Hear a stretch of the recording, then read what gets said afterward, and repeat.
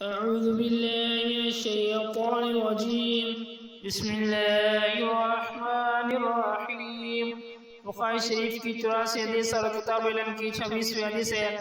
قال حدثنا موسى بن اسماعيل قال حدثنا وهيب قال حدثنا أيوب عن عكرمة عن ابن عباس أن النبي صلى الله عليه وسلم سئل في حجتي فقال ذبحت قبل أن أرمي فأومى بيدي قال ولا حرج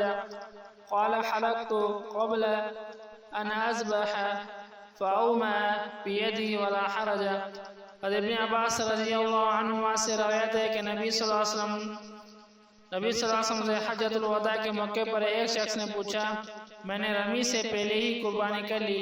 آپ صلی اللہ علیہ وسلم نے ہاتھ سے اشارہ کیا اور فرمایا کوئی حرج نہیں. دوسرے نے پوچھا میں نے قربانی سے پہلے ہی سر منڈوا لیا تو آپ صلی اللہ علیہ وسلم نے ہاتھ کے اشارے سے فرمایا کوئی حرج نہیں.